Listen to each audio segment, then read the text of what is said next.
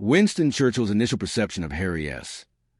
Truman in April 1945 did not emerge from spite or arrogance, but from a deep sense of historical continuity and the burden carried by men who found themselves standing at the summit of global power. For Churchill had spent the entire war shouldering the weight of Britain's fate,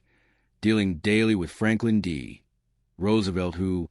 despite personal disagreements, shared with him a profound understanding of world affairs, geopolitical nuance, and the subtle dance of diplomacy. So when Roosevelt died suddenly and unexpectedly, Churchill felt as if the world itself had shifted beneath his feet, because the man who replaced him, Truman, was virtually unknown, a former farmer, failed businessman, and small-town politician from Missouri with little experience in foreign policy and no established reputation for statesmanship, which caused Churchill to doubt from the beginning that such a figure could stand shoulder to shoulder with global titans like Stalin or navigate the dangerous, unpredictable waters of the world that was about to be reborn from the ashes of war. And these doubts were fueled further by the fact that Truman himself openly admitted he felt unprepared, famously declaring that the moon, stars, and planets had fallen on him when he received the news of Roosevelt's death, reinforcing Churchill's belief that this new president lacked the mental maps and diplomatic instincts necessary to maintain international balance at a moment when Europe was fracturing. The Soviet Union was tightening its grip on the territories it had liberated, and the United States, now the ultimate arbiter of global power, required not just leadership but vision. Thus, Churchill began forming an internal narrative that Truman would inevitably struggle, and perhaps even fail, to assert authority on the world stage. For the new president's manner seemed blunt rather than strategic, practical rather than philosophical, and provincial rather than global. And Churchill, a man raised in the intellectual and aristocratic traditions of British Empire, believed deeply, perhaps unfairly, that Truman's simple background was insufficient for colossal decisions ahead, such as determining the post-war order in Europe, handling the Soviet Union's ambitions, deciding the fate of Germany, and guiding the birth of the atomic age with wisdom rather than fear. Moreover,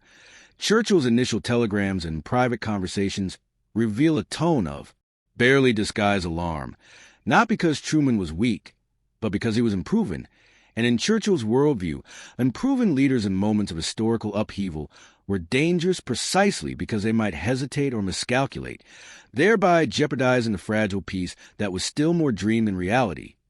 So when Churchill prepared to meet Truman for the first time at the upcoming Potsdam conference, he entered the situation with a mind filled with apprehension, believing that the partnership which had carried the Allies to victory had been shattered and replaced by a risky improvisation, and the contrast between Roosevelt's calm strategic imagination and Truman's reputation as a no-nonsense administrator seemed, at that moment, to Churchill, not simply a shift in personality, but a warning that the unfolding post-war world might be guided by someone ill-equipped for the job. Little did Churchill know that his assumptions, built on class, experience, instinct, and the momentum of war, would soon be challenged by the surprising resilience, determination, and decisiveness of the man he had misjudged. When Churchill finally met Truman at the Potsdam Conference in July 1945, the encounter unfolded in ways both expected and startling, for while the British leader arrived with the weight of imperial history pressing down on his shoulders, prepared to dominate the conversation, prepared to guide the young American president through the labyrinth of Stalin's strategy, he instead found himself confronted with a man whose quiet directness, rather than indicating inexperience, revealed a kind of disciplined clarity, a trait Roosevelt rarely displayed, though Churchill at first mistook this for simplicity rather than strength. Truman listened more than he spoke, observed more than he declared, and when he finally expressed his views, they were blunt, firm, and unembellished, lacking the soaring rhetoric of Roosevelt or Churchill, but delivering instead a kind of grounded decisiveness that disrupted the expectations of those who believed he would be easily manipulated.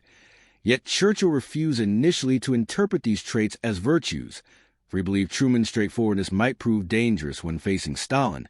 a leader whose mastery of psychological maneuvering and diplomatic ambiguity required a subtle counterbalance. Churchill confided in his private notes that Truman was a man of force, but perhaps of insufficient horizon, meaning that he saw in Truman energy without vision, confidence without strategic depth, and this belief was only reinforced when Truman revealed the existence of the atomic bomb with a calm that struck Churchill as almost too casual, suggesting to him that Truman did not yet comprehend the moral and geopolitical enormity of this new weapon, though in reality Truman had spent sleepless nights grappling intensely with the implications. Furthermore, Churchill's growing frustration was compounded by events he could not control, including the collapse of his own political power, when he lost the British general election only days after Potsdam, removing him from the front lines of diplomacy at the very moment he felt Truman most needed guidance, leaving him to watch from the sidelines as Clement Attlee stepped into the role of prime minister. Yet even in his temporary exile, Churchill remained a powerful force, delivering in 1946 his historic Iron Curtain speech in Fulton, Missouri, with Truman seated prominently beside him, a symbolic gesture that suggested Truman understood at least some of the dangers Churchill saw in Soviet expansion, though the president, cautious as always, avoided full endorsement of the speech's harsher implications. This cautiousness irritated Churchill, for he believed a stronger, more immediate stance was necessary to prevent Stalin from absorbing Eastern Europe entirely, and thus his pessimistic assessment of Truman deepened rather than softened during this period, especially as he saw the United States wavering between engaging fully in European affairs and retreating into isolation. However, Churchill failed to see the internal transformation unfolding within Truman, who was absorbing information rapidly, building new diplomatic instincts, and forming the foundation of what would soon become a coherent and forceful foreign policy. Accordingly, at this early stage, Churchill's belief that Truman would fail remained intact, shaped by differences in upbringing, temperament, and historical consciousness.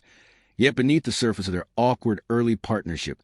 the seeds of a vastly more productive relationship were quietly taking root. The years that followed from 1947 to 1949 marked a dramatic shift in Truman's global standing, as he made a series of bold, history-shaping decisions that not only reshaped the post-war order, but systematically dismantled Churchill's earlier assumptions about his inadequacy. For Truman emerged from his period of initial uncertainty with a steadily growing confidence, culminating in the declaration of the Truman Doctrine in March 1947, a moment when he stood before the U.S. Congress and articulated a sweeping policy of containment that pledged American support for free peoples resisting subjugation by external or internal forces, essentially marking the official beginning of the Cold War and signaling that the United States,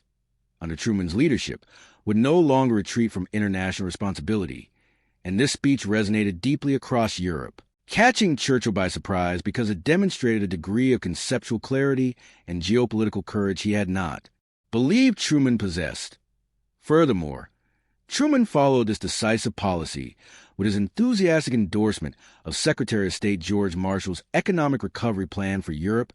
the Marshall Plan, which Churchill recognized immediately as one of the greatest acts of peacetime generosity in world history, a policy that poured billions of dollars into rebuilding shattered European economies, stabilizing democratic governments, and undermining Soviet efforts to exploit poverty and chaos. And Churchill, now observing from opposition, admitted privately that the Marshall Plan was something he himself could never have secured, for Britain lacked the resources and Roosevelt lacked the post-war time. Truman, therefore, had accomplished what no other leader could.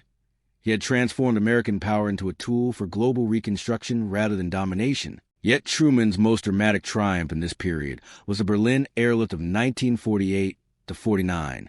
when Stalin attempted to blockade West. Berlin, in hopes of driving the Allies from the city, and Truman, rejecting both military confrontation and appeasement, orchestrated a massive and continuous airlift operation that delivered food, fuel, and supplies to the isolated population for nearly a year, saving the city without a single shot fired. Churchill was astonished, for Truman had demonstrated ingenuity, moral courage, and strategic patience, traits Churchill had not previously associated with him, proving that leadership in the atomic age required not only strength but restraint. And then in 1949 came the formation of NATO, the first peacetime military alliance in American history, an achievement that Churchill hailed as a monumental turning point, establishing a collective defense system that would anchor Western security for decades. And though he offered public praise to the alliance, privately he recognized that Truman had achieved something far beyond what he had imagined in 1945, for the quiet Missourian he had doubted so deeply, was now shaping a new global order with a clarity and decisiveness matched by few leaders in modern times. The outbreak of the Korean War in 1950 provided the most severe test of Truman's leadership and the ultimate turning point in Churchill's assessment of him. For when North Korean forces surged across the 38th parallel, Truman faced a monumental decision that would determine the credibility of the post-war order he had built, and instead of hesitating, as Churchill had once feared he might, the president acted almost immediately, ordering air and naval support within hours, committing ground troops within days, and presenting the conflict not as a regional skirmish, but as a decisive moment in the global struggle between freedom and tyranny, a stance that echoed Churchill's own warnings about unchecked communist expansion. Yet the war soon spiraled into chaos as General Douglas MacArthur's bold advance into North Korea provoked massive Chinese intervention, resulting in a series of devastating setbacks that revived worldwide fears of a Third World War. During this tense period, Churchill watched Truman closely, expecting perhaps that he might be overwhelmed by the scale of the crisis. But instead, Truman demonstrated one of the most remarkable acts of presidential courage in American history by dismissing General MacArthur in April 1951 for insubordination, reaffirming civilian control of the military and preventing a reckless escalation that could have pulled the world into nuclear catastrophe. Churchill, who admired MacArthur's battlefield genius but feared his impulsiveness, later confessed that Truman's decision was courage of the highest order, and this admiration only deepened when Churchill returned to office later that same year and worked directly with Truman on matters concerning Korea, Europe, and atomic energy, for he now saw firsthand that Truman's leadership style, utterly different from Roosevelt's, was grounded not in theatricality or intellectual flourish, but in moral conviction, steadiness, and a willingness to make excruciating decisions without seeking popularity. However, Churchill also observed the heavy toll the presidency had taken on Truman, whose approval ratings plummeted amid war fatigue and partisan attacks. And yet, despite political decline, Truman never retreated from his strategic commitments, continuing negotiations toward an armistice in Korea while maintaining strong support for NATO, European recovery, and global containment, showing a consistency and resolve that contradicted every doubt Churchill had once held about his capacity for long-term vision. And thus, by the time Truman's presidency ended in January 1953,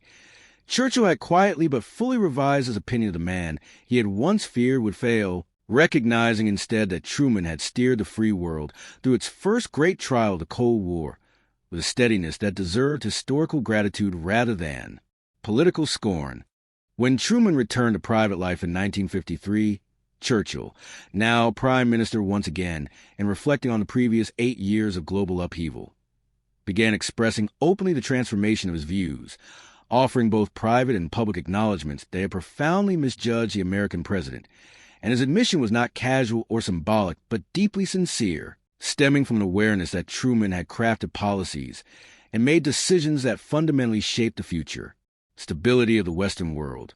For Churchill noted in conversations with his advisors that Truman was far better than I ever expected,